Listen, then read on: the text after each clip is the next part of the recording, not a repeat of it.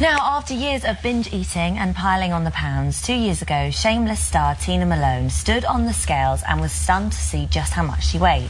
Well, hitting nearly 19 stone and terrified her weight would kill her, Tina turned to gastric band surgery and over the last 2 years has lost an incredible 7 stone. Plus, she's found herself a husband. And we welcome you. So a very positive place now. I'm the happiest I've been probably in 20 years. I'm in a great show, probably the best on TV apart from this.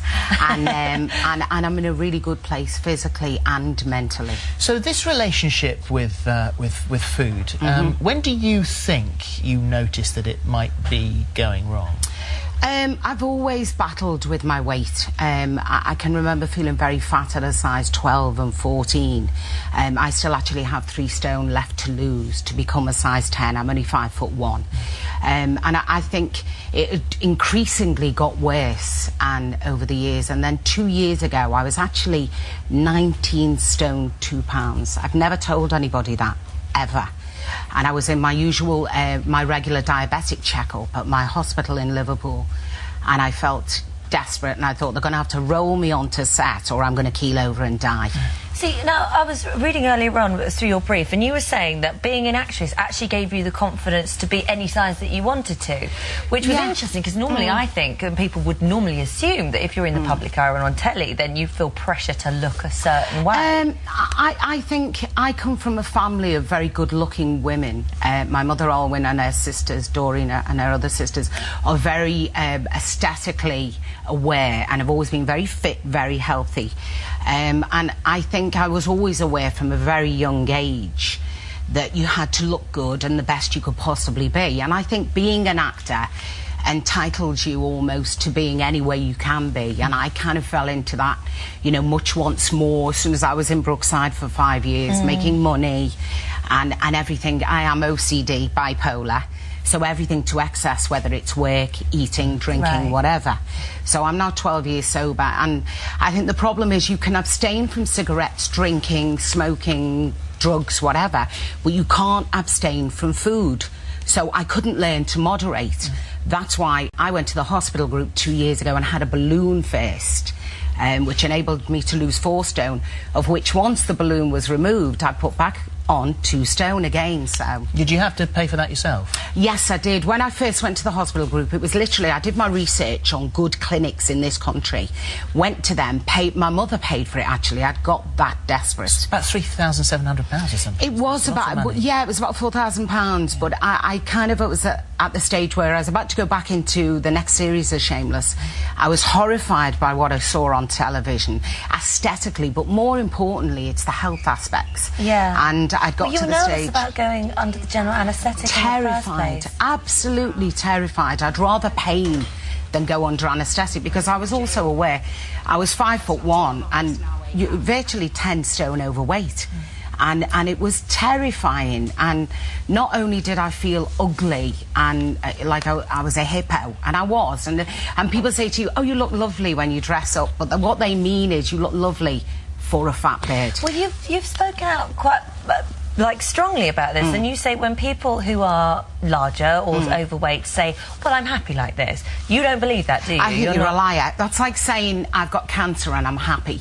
How can you be actually happy if you're morbidly or clinically obese? I'm not talking to somebody who's size 14, size 16. If you are morbidly obese, you are in danger of strokes, heart disease, everything. How can you possibly say not only how horrendous you look, but how can you say you're happy being unhealthy? It's a ridiculous statement. I don't believe anybody. And as a fatty, and still slightly fat, I can say that. Well, it's actually quite shocking, because we do steer away, and you just did it then, and I would have done the same thing. You steer away. You say someone who's larger, someone who is overweight. And I'm not large. We don't use the word I'm fat. tiny. I'm just fat. I'm tiny, who became, you know, I was like an Easter egg. I literally had arms and legs. I had no neck. I had no definition or differentiation between my bust and my waist, and I felt horrendous. We talked about the balloon, and the thing with the balloon is that it's the saline balloon in your stomach, and it was taken out. And once that was taken out, then you pile the weight back on again. Because you go back to the emotional attachment. And you know, it's all about the psyche, isn't it? I mean, whether you're overeating, under disorder eating, bulimic, anorexic, all this body dysmorphia. I mean, we talk about, you know, you whether you're very thin or very fat, not only do you look in the mirror and realise how terrible you look, but it's what you're doing to your body, to the organs in your body, to your health. So you decided to go for the band, which is obviously a much more permanent treatment. Were you worried about that? I was terrified of general anaesthetic, being so overweight. But they convinced me at the hospital group it was the best thing. In fact, it was the only thing, really, to continue to live and to gear towards a healthy lifestyle. These things are not handed out willy-nilly. I mean, no, they're not. You just don't. You don't go. Certainly, don't go in for cosmetic reasons. This is something that's going to hopefully save your life, because your life is under threat. And it's not a quick fix either. It's you still have to work pretty hard. Oh, you have to work with the band. You can't say, well, I'll have 3 chocolate eclairs for the day.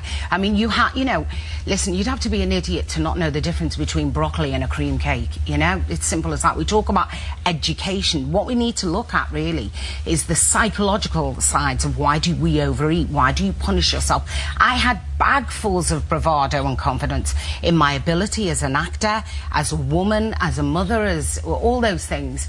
But I actually had very low self-esteem. So you eat to punish yourself. If you're fat, you have to accept the fact you are killing yourself, and it's you who makes you fat, nobody else. The problem is with you is that, and has happened and does happen with a lot of people, is that it took drastic measures to sort it out. You knew what you were doing, you knew your state of mind, you knew the relationship you had with food, but you still couldn't do it, no matter what diet you tried. I can't moderate, unfortunately. You know, due to my personality, whether that's genetic makeup or whether you're predisposed to being of a certain type of personality, I realised I couldn't learn to moderate. I can abstain from drink, I'm 12 years sober or whatever else, but you have to learn to live with food. Well, it has been it really has been a turnaround in your life. You say it's the best thing that has ever happened to you. Incredible. And then you go along to a fitness boot camp and you meet personal trainer Paul Chase, who's 19 years your junior. You say this guy's pretty fit. In every way. You were married on the 29th of August. Yeah, last Saturday. And look at this. Fantastic. And is he the same age as your daughter? Yeah, no, she's a year older than him, and I'm a year older than his mother. But amazing. Yeah, and he's the antithesis of me. He's a personal trainer. So when he met me in this kind of celebrity boot camp, I'm kind of sitting in the bed saying, no, he's knocking on the door saying, right, 15-minute shower and you've got an 8-mile run. And I was like, I'm a celebrity here. They're paying me. Honestly, I just want to eat my minstrels. I'll do a little bit of the relay later. And he was like, no, you're getting up and out with the other girls. And I was like, no, you don't understand. I'm being paid to be here. I don't have to join in. And he was like, no, you do.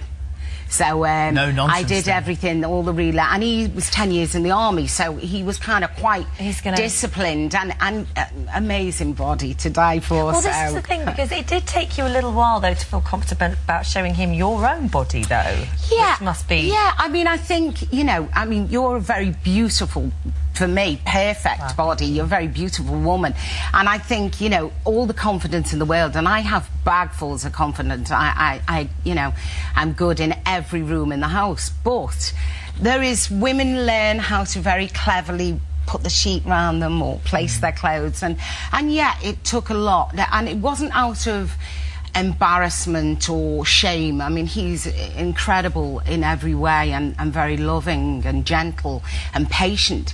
But it wasn't that I didn't know what I was doing. It was just that I did know what I was doing, and I was hiding the best, you know, the fat bits. Because that's what you learn to do.